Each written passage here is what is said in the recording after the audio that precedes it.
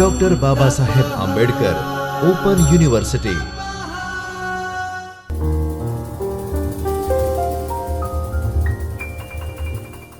નમસ્કાર વિદ્યાર્થી મિત્રો, મારું નામ અંકિત જોશી છે. હું ડૉક્ટર બાબા સાહેબ આંબેડકર ઓપન યુનિવર્સિટીમાં કોમર્સ અને મેનેજમેન્ટ વિભાગમાં આસિસ્ટન્ટ પ્રોફેસર તરીકે હાલમાં કાર્યરત છું.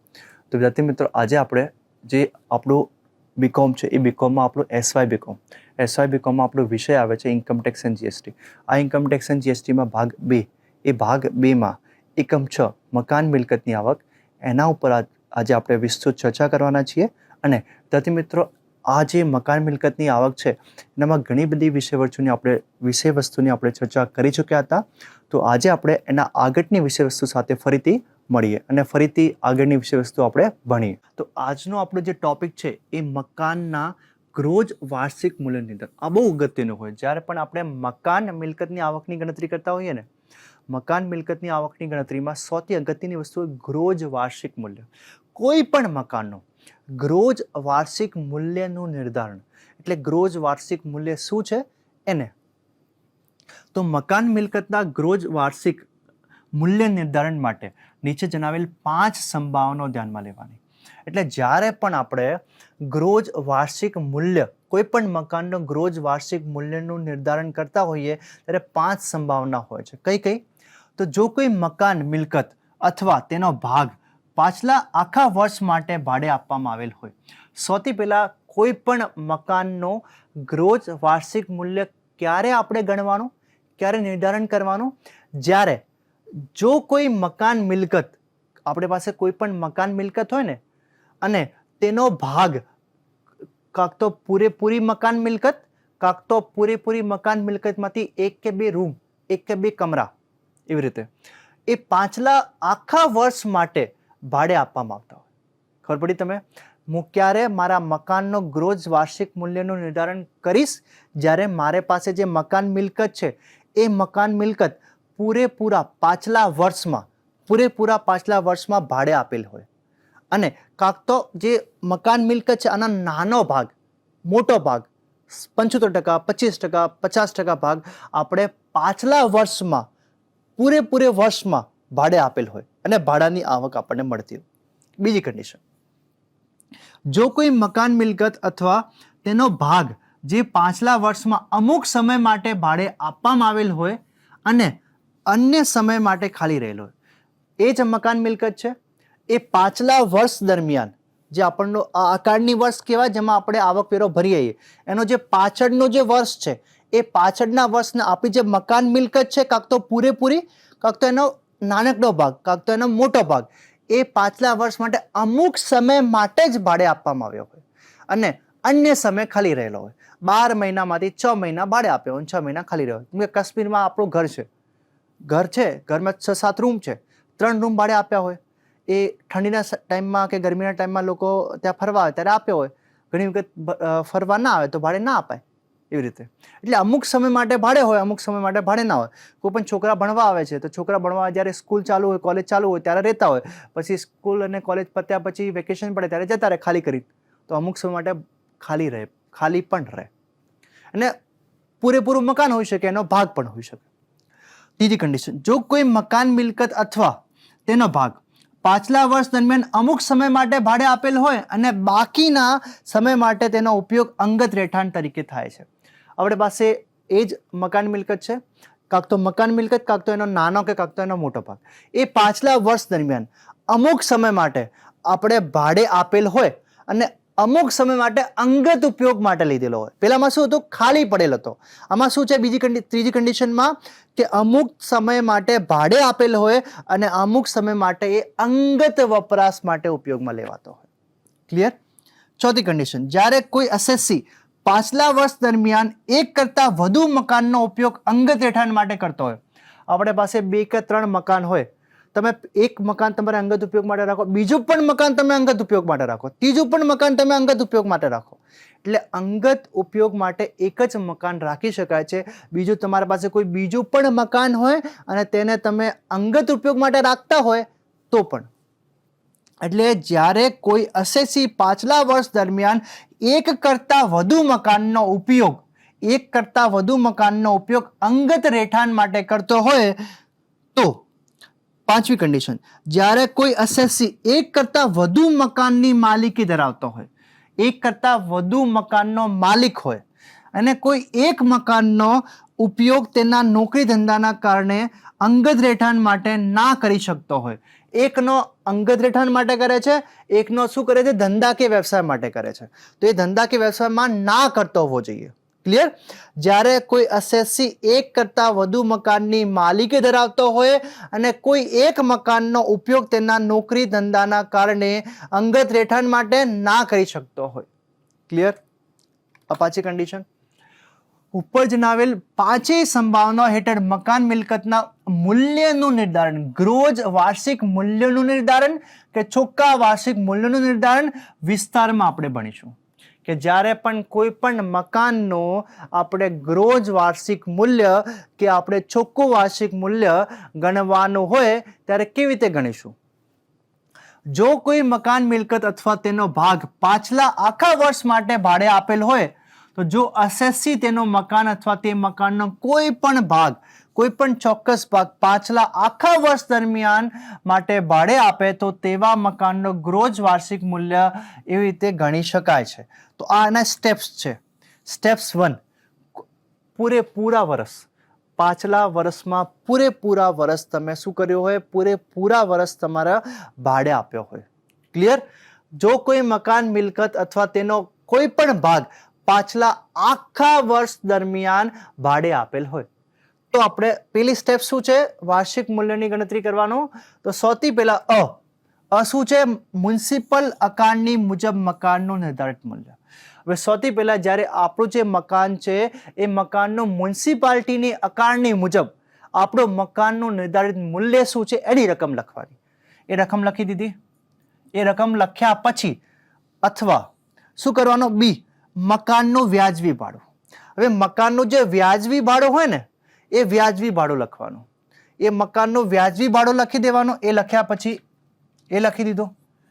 આ બંનેમાંથી કાંક તો મ્યુનિસિપલ અકાળની મુજબ મકાનનું નિર્ધારિત મૂલ્ય, કાંક તો મકાનનું વ્યાજબી ભાડું, આ બંનેમાંથી અ અને બ પૈકી જે વધુ હોય તે રકમ આપણો સ્ટેપ 1 નો આન્સર ગણાય. સ્ટેપ 1 નો આન્સર શું કરવાનો, તો આ બંને મૂલ્યો લેવાના.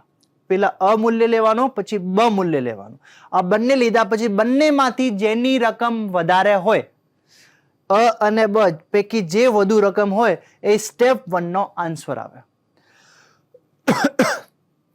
હવે સ્ટેપ 2 માં શું કરવાનું, તો વ્યાજબી અપેક્ષિત ભાડું. એ વ્યાજબી અપેક્ષિત ભાડું એ ગણતરી કરીએ છીએ. સ્ટેપ 2 એટલે શું, આપણે શું ગણવાનું, વ્યાજબી અપેક્ષિત ભાડું ગણવાનું. હવે વ્યાજબી અપેક્ષિત ભાડું કેવી રીતે ગણાય, તો વ્યાજબી અપેક્ષિત ભાડામાં સૌથી પહેલા ક શું છે, ઉપર મુજબ નિર્ધારિત થયેલ રકમ. એટલે સ્ટેપ 1 નો જે આન્સર આવે એ, સ્ટેપ 1 નો જે આન્સર આવે એ આપણે શું, ક એટલે ઉપર મુજબ નિર્ધારિત કરેલ રકમ, નિર્ધારિત થયેલ રકમ. અને અથવામાં ડ શું હવે, મકાનનું સ્ટેન્ડર્ડ રેન્ટ, મકાનનું સ્ટેન્ડર્ડ રેન્ટ. ક્લિયર? પેલા સ્ટેપમાંથી બંનેમાંથી જે વધુ રકમ હોય એ લેવાની. જ્યારે સ્ટેપ 2 માં આવે તો સ્ટેપ 2 માં સ્ટેપ 1 નો આન્સર ક અથવા ડ શું, મકાનનું સ્ટેન્ડર્ડ રેન્ટ, મકાનનું સ્ટેન્ડર્ડ રેન્ટ. આ બંને, જેમ કે આ ઉપરનો એક્સ જે વેલ્યુ આવ્યો, પછી નીચે આપણો મકાનનું સ્ટેન્ડર્ડ રેન્ટ આપેલો હતો, જે કંઈ આપેલો હતો, આ બંનેમાંથી અથવા એટલે આ બંનેમાંથી ક અને ડ પૈકી જે ઓછી રકમ હોય તે, આ બંનેમાંથી જે રકમ ઓછી હોય એ આપણો સ્ટેપ 2 નો આન્સર છે. સ્ટેપ 2 નો આન્સર એટલે વ્યાજબી અપેક્ષિત ભાડું. સ્ટેપ 2 નો આન્સર એટલે વ્યાજબી અપેક્ષિત ભાડું. પછી સ્ટેપ 3. સ્ટેપ 3 માં શું આવે, તો ફ અને ઈ આ બંનેમાંથી જે આવે તો મકાનનું ખરેખર મળેલ અથવા મળવાપાત્ર ભાડું, આમાંથી શું બાદ કરવાનું, વસૂલ નહીં થયેલ અને ભાડું. એવું ભાડું પણ હોય જે આપણે વસૂલ ના કરી શક્યા હોય, એ આપણે પ્રશ્નમાં આવશું ત્યારે. તો સ્ટેપ 3 માં શું આવે, સ્ટેપ 3 માં આપણે મકાનનું ખરેખર મળેલ એટલે મળવાપાત્ર ભાડું. મકાનમાં મહિને 12,000 મળતા હોય તો વર્ષે કેટલા મળે, 1,44,000. તો મકાનનું ખરેખર મળેલ 1,44,000 માંથી 4,000 એને ના આપ્યા હોય તો 1,40,000 મળ્યા હોય, તો મકાનનું ખરેખર મળેલ ભાડું 1,40,000. અથવા મળવાપાત્ર ભાડું, મળવાપાત્ર 12 મહિનાનો 1 મહિનાનો 12,000, 12 મહિનાનો ગુણ્યા 12 એટલે 1,44,000. એ 1,44,000માંથી વસૂલ નહીં થયેલ ભાડું, 1,44,000માંથી કેટલા વસૂલ નહીં થયા? 4,000 વસૂલ નહીં થયા. એટલે 1,44,000 માઇનસ 4,000 કરીએ તો કેટલા આવે? 1,40,000 જ આવે. એટલે મકાનનું ખરેખર મળેલ ભાડું ખરેખર કેટલું મળ્યું છે? ક્લિયર? આમાં વસૂલ નહીં થયેલ ભાડું 0 હોય તો બંને સેમ જ થઈ જાય. 1,44,000 તમને મળવાના છે ને 1,44,000 જ તમને મળ્યા છે. એટલે કોઈ પણ વસૂલ નથી થયો એવું 0 છે. બધા આપ્યા છે. ભાડુઆતે જેટલા પૈસા નથી લેવાના હતા બધા પૈસા આપ્યા છે. એટલે મળવા પાત્ર ભાડું અને મળેલ ભાડું બંને સેમ જ છે. એટલે વસૂલ નહીં થયેલ ભાડું 0. ક્લિયર? તો આ બંનેની અમાઉન્ટ સેમ આવશે. અથવા વ્યાજબી અપેક્ષિત ભાડું જે હમણાં કેલ્ક્યુલેટ કર્યો ને આપણે સ્ટેપ 2 નો આન્સર. સ્ટેપ 2 નો આન્સર શું હતો? વ્યાજબી અપેક્ષિત ભાડું. તમે જો એવું હોઈ શકે કે વ્યાજબી અપેક્ષિત ભાડું તમે ઉપર લખી શકો છો અને આ મકાનનું ખરેખર મળવાપાત્ર નીચે લખે, એ કંઈ વાંધો નહીં. આ બંને હોવા જોઈએ. એક કાંક તો ઉપર હોય છે, કાંક તો નીચે, કાંક તો ઉપર નીચે, એવી રીતે. યા એવું કરી શકાય. પેલા વ્યાજબી અપેક્ષિત ભાડું, પછી અથવા કરીને મકાનનું ખરેખર મળેલ ભાડું. Not an issue. ક્લિયર? તો સૌથી પહેલા મકાનનું ખરેખર મળેલ ભાડું, મકાનનું ખરેખર મળેલ ભાડું અથવા વ્યાજબી અપેક્ષિત ભાડું. એ વ્યાજબી અપેક્ષિત ભાડું શું છે? સ્ટેપ 2 નો આન્સર છે. વ્યાજબી અપેક્ષિત ભાડું શું છે? સ્ટેપ 2 નો આન્સર છે. આ બંનેમાંથી જે પૈકી વધુ હોય ને એને આપણે શું ગણવાનું? મકાનનું ગ્રોસ વાર્ષિક મૂલ્ય. મકાનનું ગ્રોસ વાર્ષિક મૂલ્ય. ક્લિયર? મકાન મિલકત અથવા તેનો ભાગ જે પાછલા વર્ષમાં અમુક સમય માટે ભાડે આપવામાં આવેલ હોય કે તે અન્ય સમય માટે ખાલી રહેલ હોય તો સ્ટેપ 3 માં શું કન્ડિશન કરી શકાય? ખાલી રહેલા સમયનો ગુમાવેલ ભાડું. આજે યા આવીએ ને આપણે આ જગ્યામાં આપણે એવું માનીએ કે 12 મહિનામાંથી 6 મહિના જ આપણે ભાડે આપ્યો છે, 6 મહિના ભાડે નથી આપ્યો, તો 12 ગુણ્યા 6 થશે. 12 ગુણ્યા 12 ના થાય, કેમ કે 12 મહિના તો ભાડે આપ્યો જ નહીં. એવી રીતે. ક્લિયર? તો આમાં આપણે ખાલી રહેલા સમયનું ગુમાવેલ ભાડું એ માઇનસ કરી દઈએ. એ બીજી કન્ડિશનમાં આવે તો. પહેલી કન્ડિશનમાં પૂરેપૂરો 12 મહિના આપણે ભાડે આપેલ છે પાછલા વર્ષમાં. બીજી કન્ડિશનમાં હોઈ શકે એવું કે તમે 12 મહિનામાંથી 3 મહિના ભાડે ના આપ્યો હોય, 3 મહિના ખાલી પડ્યો હોય. ક્લિયર? જ્યારે 3 મહિના ખાલી પડ્યો તો 12,000 ગુણ્યા 9 થાય. ક્લિયર? તો મકાનનું ખરેખર મળવાપાત્ર ભાડું છે ને એમાંથી માઇનસ કરી લઈશું ખાલી રહેલા સમયમાં ગુમાવેલ ભાડું. ક્લિયર? સ્ટેપ્સ 4 માં સ્ટેપ 3 મુજબ નિર્ધારિત કરેલ મૂલ્ય. હવે સ્ટેપ્સ 4 માં જે આપણે જે આન્સર આવ્યો ને એ સ્ટેપ 4 માં આન્સર આવ્યો આપણો. સ્ટેપ 4 માં શું આન્સર આવ્યો? તો સ્ટેપ 3 માં નિર્ધારિત કરેલ મૂલ્ય. સ્ટેપ 3 નો જે આન્સર આવ્યો માઇનસ કરવાનો. માઇનસ શું કરવાનો? મકાન ખાલી રહ્યો હોય તે કારણ ના મળેલ ભાડું. આ મકાન ખાલી રહી ગયું હોય ભાડે, જો પેલામાં શું હતો? ભાડે ના આપ્યો હતો. બીજામાં શું છે? ખાલી રહી ગયું. ક્લિયર? મકાન ખાલી રહ્યો હોય તે કારણથી ના મળેલ ભાડું એ માઇનસ કરવાનું. ક્લિયર? તો એ આપણને મળી જશે મકાનનું ગ્રોસ વાર્ષિક મૂલ્ય.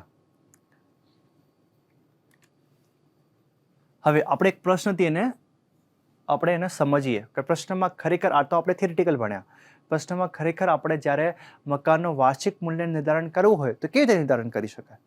તો વિગતમાં પ્રશ્નમાં આપેલી છે અસેસી અ. એટલે આમાં 3 પ્રકારના લોકો છે. અસેસી એ, અસેસી બી, અસેસી સી. અ, બ, ક, એવી રીતે 3 લોકો છે. એ અલ્ફાબેટ, બી અલ્ફાબેટ, સી અલ્ફાબેટ 3 લોકો છે. આ ત્રણેય લોકો એ અસેસી છે, એટલે કરવેરો ભરવા જવાબદાર વ્યક્તિ. એ ત્રણેય વિગત આપેલી છે. એટલે ત્રણેયનો આપણે શું કરવાનું? ત્રણેય લોકોનું મકાનનું વાર્ષિક મૂલ્ય નક્કી કરવાનું. પેલા મ્યુનિસિપલ અકાળની મુજબનું મૂલ્ય 10,000, 10,000, 10,000. પછી મકાનનું વ્યાજબી ભાડું 14,000, 8,000, 9,000. સ્ટાન્ડર્ડ રેન્ટ કેટલું છે? 18,000, 12,000, 8,000. આ ત્રણેય વસ્તુ આપેલી છે. બીજી કોઈ પણ પ્રકારની માહિતી આપેલી નથી. આ ત્રણના ઉપર આપણે મકાનનું વાર્ષિક મૂલ્ય શોધવાનું છે. સૌથી પહેલા અસેસી એ. અસેસી એનું શું છે? તો મ્યુનિસિપલ અકાળની મુજબ મૂલ્ય કેટલું? તો 10,000. અથવા મકાનનું વ્યાજબી ભાડું. મકાનનું વ્યાજબી ભાડું અસેસી એમાં કેટલું હતું? 14,000. પેલી કન્ડિશનમાં આપણને ખબર છે બંનેમાંથી જે વધુ હોય તે, એટલે મ્યુનિસિપલ અકાળની મુજબનું ભાડું મૂલ્ય અને મકાનનું વ્યાજબી ભાડું 10,000 અને 14,000 આ બંનેમાંથી પૈકી જે વધુ હોય એ આપણે સ્ટેપ 1 નો આન્સર, એટલે 14,000. 10 અને 14 માંથી 14,000. સ્ટેપ 2 શું છે? તો સ્ટેપ 2 માં સ્ટેપ 1 મુજબ નિર્ધારિત મૂલ્ય. સ્ટેપ 2 એટલે સ્ટેપ 1 નો આન્સર. સ્ટેપ 1 નો આન્સર કેટલો? 14,000. એ આપણે લખ્યા. અથવા શું છે? Standard rent. અથવા શું છે? Standard rent. સ્ટાન્ડર્ડ રેન્ટ કેટલી આપી હતી? 18,000 આપેલી હતી. ક્લિયર? હવે સ્ટેપ 1 નો આન્સર અને અથવા સ્ટેન્ડર્ડ રેન્ટ, આ બંનેમાંથી પૈકી જે ઓછું હોય તે, તો એ પૈકી જે ઓછું હોય તે મૂલ્ય શું છે? 14,000. એ પૈકી જે ઓછું છે એ કેટલું છે? 14,000. ક્લિયર? મકાનનું ગ્રોજ વાર્ષિક મૂલ્ય કેટલું છે? 14,000. ગ્રોજ વાર્ષિક મૂલ્ય કેટલું છે? 14,000. કેમ કે આ 14,000 આવ્યો. પછી ઉપર આપેલ ઉદાહરણમાં ખરેખર મળેલ ભાડો આપેલ ન હોવાનું વાળું સ્ટેપ 3 અને સ્ટેપ 4 લાગુ પડશે નહીં. કેમ કે ત્રીજા સ્ટેપમાં તો આપણે શું જોઈએ? આપણે કેટલી ઇન્કમ મળી, કેટલી ગુમાવેલ ભાડું, આ બધું તો છે જ નહીં આપણા પાસે, છે જ નહીં ને. જે મેં તમને લાસ્ટમાં સ્ટેપ 3માં કીધું હતું, ખરેખર મળવાપાત્ર ભાડો, પછી મળેલ ભાડો, એવી રીતે આ તો કન્ડિશન છે જ નહીં, એટલે બીજામાં જ આપણે પતી જાય છે. ક્લિયર? એવી રીતે આપણે SSC B નું પણ શોધીએ, SSC C નું પણ શોધીએ. SSC B, તો SSC B માં પણ ફર્સ્ટ સ્ટેપ આપણે બધાને ખબર છે, મ્યુનિસિપલ અકાઉન્ટની મુજબનું મૂલ્ય 10,000 અથવા મકાનનું વ્યાજબી મૂલ્ય કેટલું? 8,000. આ બંનેમાંથી પૈકી જે વધુ હોય, વધુ કયો છે? બંને પૈકી વધુ 10,000. 10,000 લઈ લીધા. સ્ટેપ 2 માં સ્ટેપ 1 નો આન્સર, સ્ટેપ 1 નો આન્સર 10,000 અથવા સ્ટેન્ડર્ડ રેન્ટ 12,000. આ બંનેમાંથી જે ઓછું હોય 10,000, તો બે પૈકી જે ઓછું છે 10,000, એ મકાનનું ગ્રોજ વાર્ષિક મૂલ્ય 10,000. SSC C, તો સ્ટેપ 1 માં મ્યુનિસિપલ અકાઉન્ટની મુજબનું મૂલ્ય 10,000 અથવા મકાનનું વ્યાજબી ભાડું કેટલું છે? 9,000. આ બંનેમાંથી જે પૈકી વધુ હોય તે આપણને બધાને ખબર છે. સ્ટેપ 1 એટલે મ્યુનિસિપલ અકાઉન્ટનું મૂલ્ય અને મકાનનું વ્યાજબી ભાડું, આ બંનેમાંથી જે વધુ હોય, આ બંને પૈકી જે વધુ કેટલું છે? 10,000. 8 ને 10 માંથી. પછી સ્ટેપ 2 માં સ્ટેપ 1 નો આન્સર મુજબનું નિર્ધારિત મૂલ્ય 10,000 અથવા સ્ટેન્ડર્ડ રેન્ટ કેટલું છે? 8,000. 10 અને 8, આ 10,000 બંનેમાંથી જે ઓછું હોય, સ્ટેપ 2 માં શું હોય? બંને પૈકી જે ઓછું હોય 8,000, તો 8,000 શું છે? આપણું મકાનનું ગ્રોજ વાર્ષિક મૂલ્ય 8,000. ક્લિયર? તો નમસ્કાર મિત્રો, આપણે ખૂબ જ સરસ બંને મળીને ભણ્યા. તમને ભણાવવાથી મને પણ ઘણી બધી વસ્તુ શીખવા મળી અને મને ખાતરી છે કે બધી વસ્તુઓ જે મેં ભણાવી છે તમને સરસ રૂપે સમજણમાં પડી હશે અને તમે ભવિષ્યમાં જ્યારે પણ ભણવા પણ બેસશો તો આ લેક્ચરને ધ્યાનમાં લેશો, એ આશા સાથે હું વિરમું છું. ધન્યવાદ. સ્વાધ્યાયઃ પરમં તપ